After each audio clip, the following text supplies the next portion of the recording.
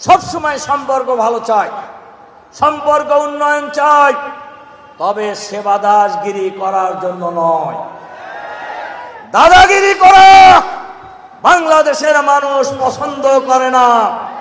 যারাই দাদাগিরি করবে, দাদাগিরি করাকে সমর্থন করবেন, তাদের বিরুদ্ধেই বাংলাদেশের মানুষ ঐক্যবদ্ধ প্রতিরোধ করে তুলবে ইনশাআল্লাহ। বাংলাদেশ প্রধানমন্ত্রীর বক্তব্য, উনি বলছেন যে এই আন্দোলন করতেছে জামাত শিবিরের লোকেরা, এবং এই কথা বলে তিনি, আপনাদের মনে থাকার কথা, 1 তারিখে জামাত শিবিরকে তারা নিষিদ্ধ ঘোষণা করছিলেন। কি করছিলেন না? কেন করছিলেন? যে জামাত শিবির নিষিদ্ধ করলেই জামাত মাঠে নামে পড়বে, এই কারণে তখন পরিস্থিতিটা অন্যদিকে ঘুরায় দেওয়া যাবে। কিন্তু জামাত সেই কাজ করে নাই। করছে সে কাজ? জামাতের লক্ষ্য ছিল, জামাতকে নিষিদ্ধ কে করলো না করলো জামাত এটার থোয়ায় কেয়ার করে নাই।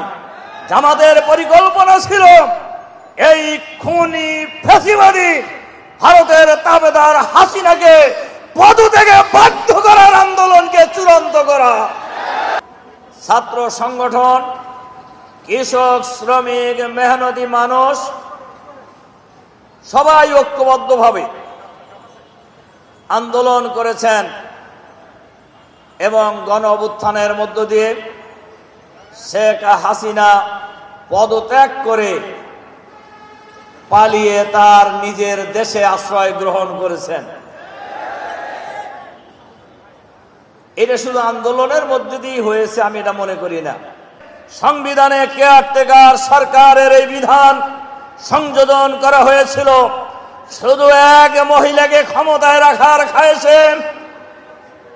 এক কলমের খোসায় বিচারপতি খায়রুল ইসলাম, আমার এখনো অবাক লাগে এই ভদ্রলোক কেন এখনো গ্রেপ্তার হয় নাই। এই কেয়ারটেকার সরকারের এই ব্যবস্থা বাতিল করার কারণে বাংলাদেশের রাজনীতিতে, বাংলাদেশের নির্বাচনী ব্যবস্থায় নৈরাজ্য নেমে এসেছে। নৈরাজ্য সৃষ্টি করার পরিবেশ তৈরি করা হয়েছে। সুতরাং এই পরিবেশের জন্য বিচারপতি খায়রুল ইসলাম জাতির কাছে কোনো সময় আপনি মাপ পাবেন না। যে নির্বাচনে মঈনুদ্দিন, ফখরুদ্দিনরা হাসিনার সাথে, ভারতের সাথে ত্রিমুখী ষড়যন্ত্র এবং চুক্তির মাধ্যমে শেখ হাসিনাকে ক্ষমতায় বসানো হয়েছিল। সুতরাং এই 2 বছর আর 15 বছর 7 মাস 5 দিন, এই প্রায় 18 বছর বলা যায় বাংলাদেশের মানুষ তাদের স্বাধীন মতামত প্রকাশ করতে পারে নাই। জনগণের মিছিলে গুলি চালিয়েছেন। আপনারা জানেন আল্লামা দেলোয়ার হোসেন সাঈদী সাহেবের বিরুদ্ধে যেদিন এই ফাঁসির রায় দেওয়া হয়, সেদিন বাংলাদেশের দল, মত, জাতি, ধর্ম, বর্ণ নির্বিশেষে হাজার লক্ষ জনতা রাজপথে নেমে এসেছে। একদিনেই প্রায় 200 লোক জীবন দিয়েছে। বাংলাদেশের ইতিহাসে কোন নেতার জন্য তাদের কর্মীরা জীবন দেয়, এর কোন ইতিহাস আগে ছিল না। এর ইতিহাস সৃষ্টি করেছে জামাত নেতৃবৃন্দকে হত্যা করার পর রাজপথ অচল করে দেওয়া হয়েছে নির্বিচারে গুলি চালিয়ে। একটি ষড়যন্ত্রের সময় আপনারা হয়তো অনেকেই ভুলে গিয়েছেন, 2008 সালে যে নির্বাচনের মধ্য দিয়ে ভারতের সেবাদাস ঘসিটি বেগম শেখ হাসিনা 2/3-এরও বেশি মেজরিটি নিয়ে সরকার গঠন করেন, ওই নির্বাচনই ছিল একটি ষড়যন্ত্রের নির্বাচন।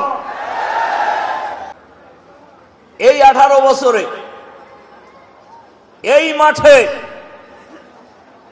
একটি দল ছাড়া আর কোন বিরোধী রাজনৈতিক মতের লোক এই অন্তর্বর্তীকালীন সরকারের কাছে আহ্বান জানাবো, অবিলম্বে শেখ হাসিনা সহ এই স্বৈরাচারের দোসর যারা দেশে বিদেশে পালিয়ে গিয়েছেন সবাইকে ফিরিয়ে আনতে হবে, সবাইকে গ্রেফতার করে ট্রাইব্যুনালের কাঠগড়ায় দাঁড় করাতে হবে, বিচার করতে হবে, ফাঁসির ব্যবস্থা করতে হবে, মুখোমুখি করতে হবে। এখনো যারা গ্রেফতার হয় নাই তাদেরকে গ্রেফতারের কার্যকর উদ্যোগ গ্রহণ করতে হবে। ফ্যাসিবাদের দোসর যারা এখনো নিয়োজিত থেকে কলকাঠি নাড়ানোর জন্য চেষ্টা করছেন, আমরা আপনাদেরকে চিনি, এটা মনে করেন না আপনাদের চিনি না। আমরা অন্তর্বর্তীকালীন সরকারের কাছে আহ্বান জানাবো, প্রধান উপদেষ্টা ইউনূস সাহেবের কাছে আহ্বান জানাবো, আপনার আশেপাশেও স্বৈরাচারের দোসর থাকতে পারে, যেখানেই স্বৈরাচারের দোসর অবিলম্বে গ্রেফতার করে আপনারা বিচারের মুখোমুখি করুন।